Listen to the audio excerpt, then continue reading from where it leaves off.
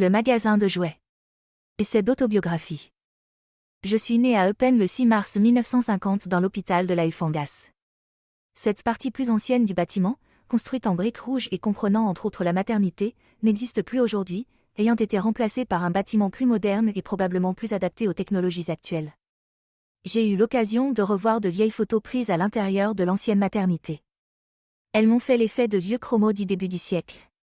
C'était comme si j'étais née en 1900. Mon arrivée sur Terre eut lieu à 4 heures, le matin d'un lundi. C'est paraît-il le jour des travailleurs. Je possédais déjà le sens des couleurs, étant née avec une jaunisse, la couleur jaune, ou plutôt son absence, jouera un rôle des plus marqués tout au long de mon œuvre. L'accouchement, assez pénible, dura très longtemps. Je n'étais sans doute pas pressée de faire connaissance avec le monde adulte, et il faut bien avouer que cela n'a guère changé depuis. En plus, l'endroit qui m'accueillait ressemblait plus à une salle de torture qu'à autre chose. Ma mère, que je préfère appeler Maria pour des raisons que l'on découvrira plus tard, était devenue orpheline vers l'âge de 12 ans. Sa mère, femme vivant seule, d'une sévérité excessive, battait régulièrement Maria, armée d'un gros bâton, ou plutôt d'une canne. Maria n'avait jamais connu son père qui n'avait probablement pas envie de l'être. Cette paternité est toujours restée mystérieuse. Il s'agissait peut-être d'une relation passagère. On raconte qu'il était coiffeur de son état, marié et juif, travaillant à Eupen. Cela fait évidemment beaucoup. De là à imaginer que cet enfant n'était pas prévu au programme, il n'y a qu'un pas. Cet accident ne fut jamais accepté par la mère qui de plus, dut pourvoir seule aux besoins de sa fille. Maria n'a pratiquement jamais évoqué l'image de sa mère, disparue prématurément lorsqu'elle avait 12 ans. Je ne pense pas qu'elle ait regretté réellement cette disparition. Peu de temps après, Maria fut recueillie par les sœurs Bone, Johanna et Joséphine Bone. Celles-ci connaissaient-elles la disparue, ou alors s'agissait-il simplement d'un geste de bonté extrême de leur part? Il n'existait, à ma connaissance, aucun lien de famille entre elles. Les deux sœurs étaient d'une piété sans limite, et cet état a plus que sûrement joué un rôle dans leur décision. Elles voulurent faire partager cette piété à Maria et choisirent de donner à l'enfant une éducation très stricte, peut-être même sévère et très chrétienne de surcroît. Cela pourrait expliquer pourquoi quelques années plus tard, Maria, avec une hâte excessive, décida de se marier. Le mariage représentait à ses yeux la seule échappatoire à ses tutrices, qui, peut-être un peu vieux jeu, ne voulaient pourtant que son bien. C'était la fuite en avant et cette solution, pourtant pleine de promesses, s'avéra plus tard être une catastrophe totale. Elle se retrouva bientôt dans une situation à laquelle elle était mal préparée, et même pas préparée du tout. Les deux sœurs qui étaient restées célibataires auraient eu bien du mal à préparer une jeune fille au mariage, n'en connaissant rien elles-mêmes. Mon père, que je préfère appeler Charles pour des raisons qu'on découvrira également plus tard, avait reçu une formation de charpentier, métier qu'il exerçait à l'époque. Il avait 2 frères, un plus jeune, l'autre un peu plus âgé que lui. Leur mère, Christine, était une femme forte et autoritaire, de grande taille, avec une masse de cheveux qu'elle faisait coiffer tout en hauteur, ce qui la rendait encore plus imposante. Elle aurait voulu avoir une fille et avait 3 garçons. Ceci explique peut-être que plus tard, elle m'habillait régulièrement avec des vêtements de petite fille. Il existe une photo où je suis dans ses bras, vers l'âge de 2 à 3 ans, avec une jolie petite robe et coiffée comme une petite fille. Mon grand-père, homme de petite taille, dominé par sa femme, était un roublard qui arrangeait ses petites affaires en douce. Il vendait des machines à coudre, et ne détestait pas les jolies femmes. Il ramassait les vieux clous rouillés qu'il trouvait par terre et les redressait au marteau s'ils étaient tordus. Il en possédait toute une collection et je n'ai jamais compris à quoi il pouvait bien lui servir. Charles était un grand travailleur. C'est la qualité principale qu'il m'a léguée. Il était doué de ses mains et possédait une connaissance pratique très développée des choses. Il pratiquait tous les métiers, comme si toutes ses connaissances étaient innées en lui. Capable de construire une maison pratiquement seul ou de démonter un poste de radio qu'il n'avait jamais vu auparavant et de le remonter aussitôt. Quand il s'était mis en tête d'acquérir quelque chose, il était prêt à faire n'importe quoi afin de l'obtenir. Il fut, paraît-il, un des premiers à Eupen à posséder une grosse moto. Pour cela, il travailla 20 heures par jour, pratiquant 5 métiers à la fois, que ce soit ébéniste, maçon, électricien et même saxophoniste dans un petit orchestre qui faisait la tournée des dancings des environs. Quelque temps après avoir réussi à acquérir l'engin convoité et près l'avoir conduit et montré partout, il s'en désinteressa. La moto fut rangée dans un coin ou revendue. Il passa à autre chose. C'était un trait marquant de son caractère. Une fois les choses acquises, même au prix de gros efforts, elles ne l'intéressaient plus. Dans une certaine mesure, j'ai l'impression d'avoir hérité une parcelle de ce trait de caractère. Ce que m'intéresse, c'est de faire, de créer, de produire, non seulement mon œuvre, mais également des choses en dehors de celle-ci. J'ai restauré plusieurs maisons, aménagé des forêts et des parcs, restauré des meubles, etc. Une fois achevé, les choses ne me concernent plus. Un tableau me passionne le plus quand je le commence. Peut-être parce qu'à ce moment tout est encore possible. Arrivé aux 3/4 du travail, je suis obligé de faire appel à ma discipline pour pouvoir le terminer.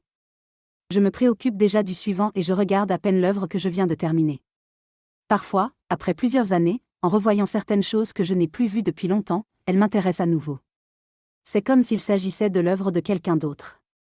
Je suis devenu un spectateur. Les enfants possédant également cette tendance. Ils peuvent s'impliquer intensément dans le dessin qu'ils sont occupés à réaliser.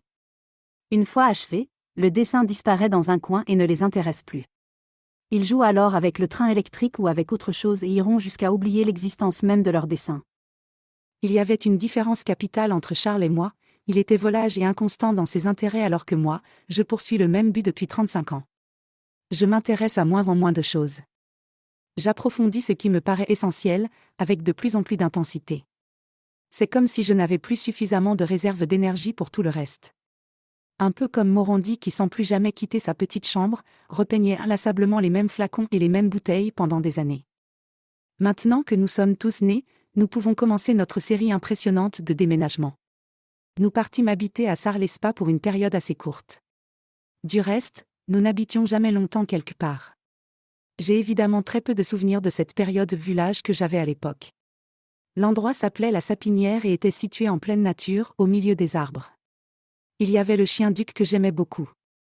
Notre maison se trouvait curieusement sur la route que j'emprunte encore quelquefois aujourd'hui quand nous allons visiter la Hoëgne à Hockey, endroit qui reste à mes yeux un des plus beaux du monde.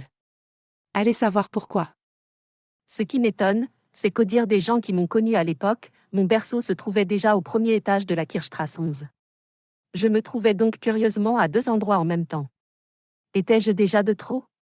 Je garde en tout cas le vague souvenir que mes parents déménageaient sans arrêt et que je me retrouvais immanquablement à Eupen à la même adresse. Je crois que dès le départ, dès qu'ils ont été confrontés à la réalité de couple, l'entente entre Charles et Maria a commencé de se dégrader. Ma naissance fut sans doute le point de non-retour. Beaucoup plus tard, Maria me parlait de Charles comme de quelqu'un qui était toujours absent. Il travaillait beaucoup, mais fréquentait déjà les cafés et les bars, buvait déjà pas mal et recherchait la présence d'autres femmes, dixit Maria. Nouveau déménagement. Nous emménageons dans une affreuse maison à Dolin.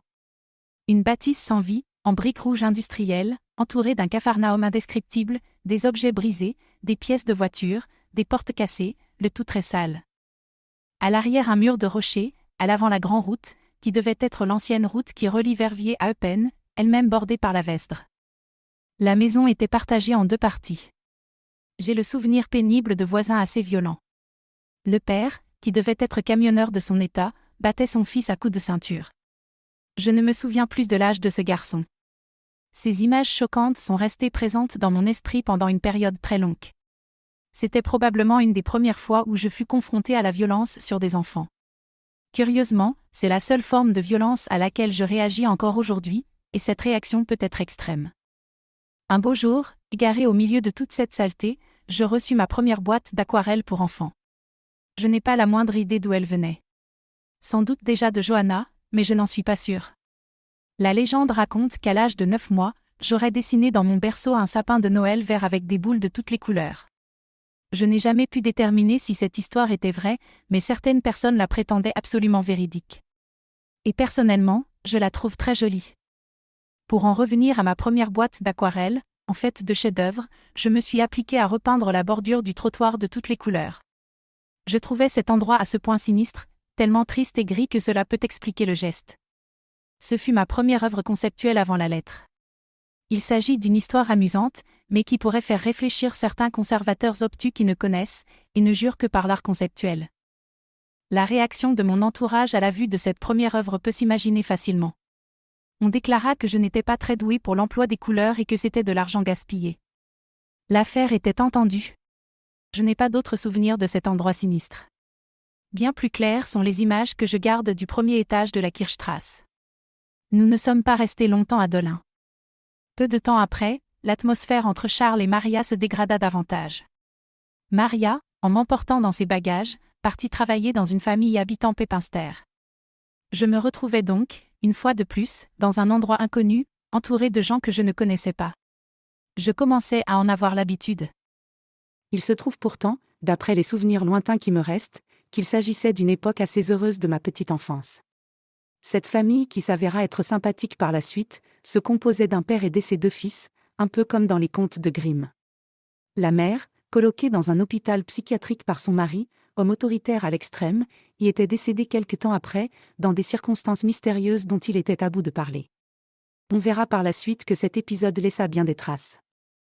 Le mari était un homme d'affaires, assez dur, qui élevait ses enfants avec une sévérité exagérée. L'un s'appelait Joseph, l'autre Alphonse. Je les appelais bientôt Jojo et Foncy. Je crois qu'ils me considérèrent assez vite comme leur petit frère. Ils avaient 13 ans environ. Ils m'ont raconté plus tard que lorsqu'ils obtenaient un bulletin très satisfaisant à l'école, leur père leur donnait 5 francs. Mais ils ne pouvaient pas les dépenser. En effet, si le bulletin suivant était moins reluisant, ils devaient rendre l'argent. On a du mal à imaginer cette situation aujourd'hui. Était-ce une forme de sadisme mental ? Les 2 garçons furent marqués à vie par cette période de leur enfance. Je passe sur les séances agenouillées sur un manche de brosse et autres corrections aberrantes. L'un des 2 frères, Alphonse, deviendra Foncy, le 2e mari de Maria, mais cela, c'est pour plus tard. Les 2 frères, adeptes fervents et doués de la bicyclette, ils furent coureurs cyclistes amateurs, me conduisaient à tour de rôle à ma petite école. Le matin, c'était Jojo, l'après-midi Foncy, et vice-versa.